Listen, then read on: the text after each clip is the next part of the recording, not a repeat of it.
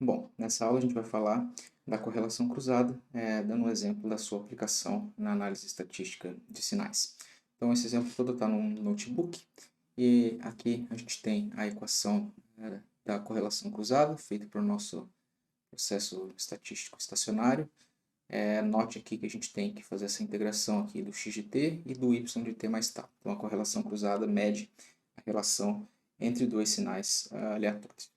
E a aplicação que a gente tem aqui é um caso em que a gente tem uma embarcação, por exemplo, navegando no mar. Essa embarcação ela precisa conhecer a distância da superfície da água até o fundo, aqui, por algum motivo. Um deles é a própria navegação. E é muito difícil fazer isso visualmente, porque as ondas luminosas não se propagam bem, eletromagnéticas não se propagam bem na água. Mas a gente pode usar o som para fazer isso. Então, o que a gente tem aqui é uma fonte. Essa fonte vai emitir um ruído. Por exemplo, no nosso caso aqui, o ruído vai ser um ruído aleatório, emitido pela fonte. E a fonte tem um hidrofone aqui, né, também gravando esse sinal. Então, quando a gente emite um sinal com essa fonte, esse sinal ele vai ter dois caminhos até o hidrofone. O primeiro caminho é o caminho direto, né? Então, o sinal emitido aqui pela fonte vai ser captado pelo hidrofone e, como eles estão muito perto, esses sinais vão ser bem parecidos. Depois, esse sinal vai se propagar aqui pela coluna d'água, vai refletir no fundo e vai voltar até o hidrofone. A gente está considerando aqui um caso bem simples, em que a embarcação está, por exemplo, parada, embora isso aqui possa ser bem mais sofisticado. Então, o que a fonte emite, né, é o x de t, é um sinal aleatório S e um sinal contaminado por ruído aqui, nx de t. E o que a gente capta com o hidrofone é o mesmo ruído S emitido pela fonte. Esse S, uma versão desse S que é deslocado, né, de um determinado delta aqui, que vai ter a ver com essa propagação de ida e de volta até o hidrofone. E a gente vai ter um termo de escala aqui que vai ter a ver com a absorção da onda sonora no fundo do mar. Mais um termo de ruído e provavelmente essa contaminação por ruído nesse caminho aqui vai ser bastante severa, já que a gente está falando tipicamente aqui de distâncias bem grandes. Tá? Então, o ruído captado pelo hidrofone ali na embarcação vai ser o original, uma versão atrasada do original e escalonada e o ruído de fundo. Tá? Então, se a gente simular isso, né, a gente tem aqui uma geração do meu sinal que eu vou emitir, a geração do ruído de fundo. Né? Tipicamente eu deixei o ruído na entrada bem menor do que o ruído na saída, porque esse geralmente é o caso. A gente está somando aqui os sinais. E aqui o meu y de t ele é uma versão atrasada, certo? Então eu tenho o plot desses sinais, e se a gente inspecionar esses sinais, o emitido e o sinal gravado, eles têm uma estrutura completamente aleatória e a gente não consegue detectar o atraso com esses sinais, né, no tempo direto. A gente só conseguiria detectar o atraso no tempo direto se não houvesse qualquer contaminação por ruído, né? Se esses termos aqui fossem suprimidos. O que ia acontecer daí? A gente só ia ter a versão do sinal emitido e a versão do sinal atrasado, esse termo aqui seria zero, e aí a gente ia ter aqui uma região de silêncio, né, nesse sinal y de t, que seria correspondente à região em que ele não está captando a onda sonora refletida. Mas no fundo do mar, a gente vai ter um monte de ruído de outras embarcações, dos seres vivos que estão no mar, do movimento da água, etc. Então, a gente tem essa contaminação por ruído e isso torna impossível a gente separar esse atraso aqui direto no sinal no tempo. No entanto, a gente pode usar a autocorrelação ou a correlação cruzada. Tipicamente, a gente vai falar nessa aula aqui da correlação cruzada. Então, a gente usando aquele racional do estimador, né, a gente consegue calcular a autocorrelação, a gente consegue provar que a autocorrelação é dada por esse termo, e vocês podem perceber que a gente vai ter a autocorrelação do sinal emitido, né, que vai ter tanto o termo direto quanto o termo refletido. A gente tem a autocorrelação do ruído, e a gente tem aqui dois termos com atraso, né, do menos delta e do mais delta. Isso a gente consegue provar, isso eu vou deixar de tarefa para vocês. No entanto, é interessante que a gente consiga dar uma estimativa para a correlação cruzada entre o sinal emitido e o sinal gravado. E a gente vai fazer isso analiticamente. Bom, vindo aqui então para o nosso quadro, a gente tem o sinal de entrada, que é o S mais uma contaminação por ruído, e o sinal de saída, que é o S, um termo escalonado e atrasado, e uma contaminação por ruído. Então, esse sinal aqui entra no nosso slit, né? E esse sinal é o sinal de saída. E a gente quer computar a correlação cruzada, que é o estimador do x mais o y deslocado. E aí a gente pode jogar este termo no primeiro parênteses e este termo, que vai ser o termo atrasado do y, num segundo parênteses. E aí, como esse estimador é linear, a gente pode abrir esse produto aqui. Então, a gente vai ter 2 termos no primeiro e 3 termos no segundo parênteses, portanto, 6 termos no nosso estimador. E aí a gente pode escrever o primeiro termo como sendo o S de t mais tal. O segundo termo como sendo o estimador do S de t RC S de t menos delta mais tal. E o terceiro termo sendo o estimador do S de t e o último termo do segundo parênteses, que é o NY t mais tal.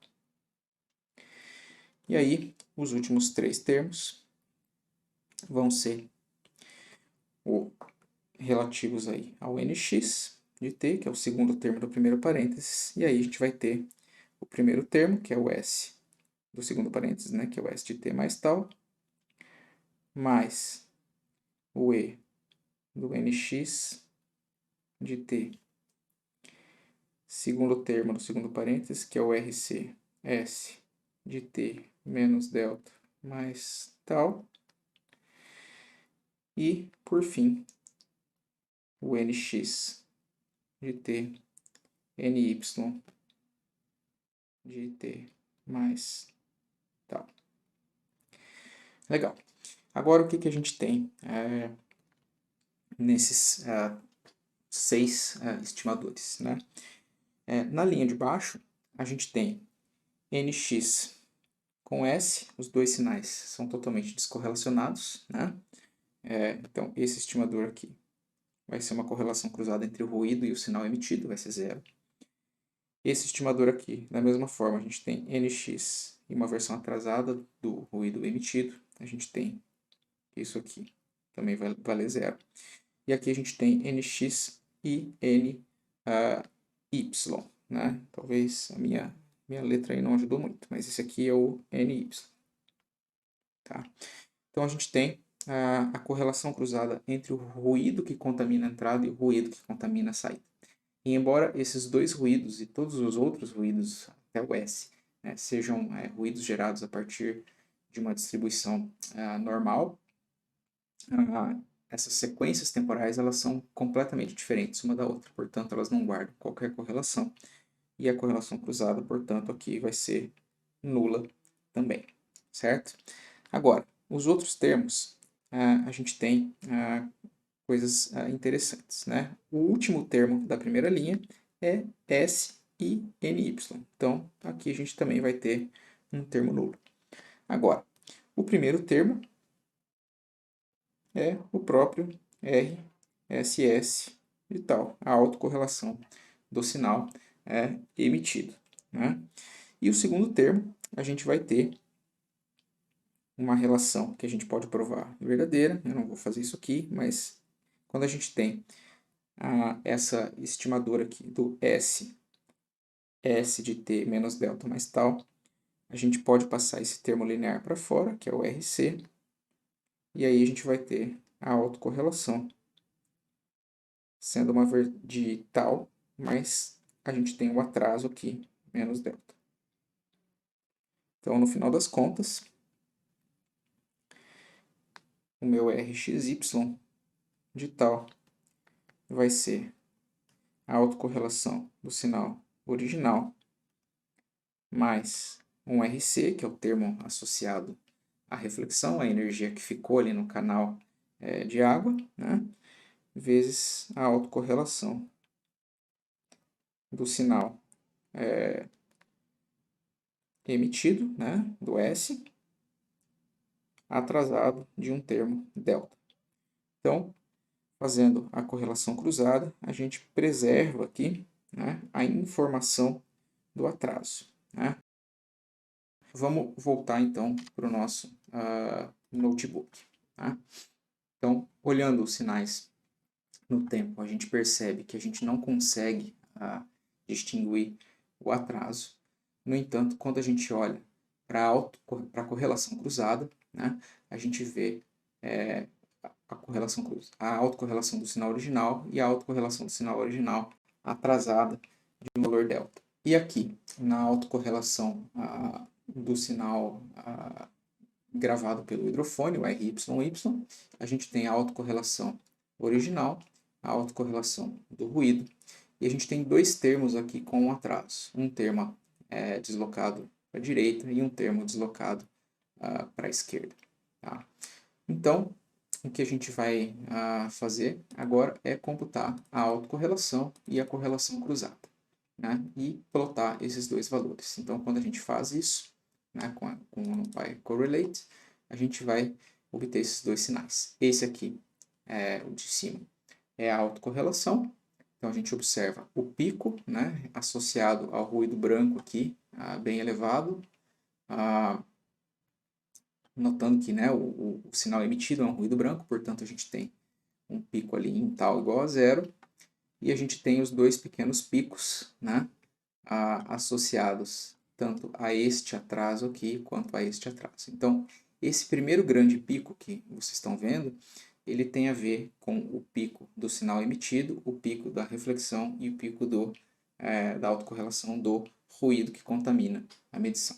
E a diferença entre esse pico e esses dois picos aqui, ela é bastante grande na autocorrelação por causa dessa influência tanto do emitido, quanto do refletido, quanto do ruído de fundo. Né?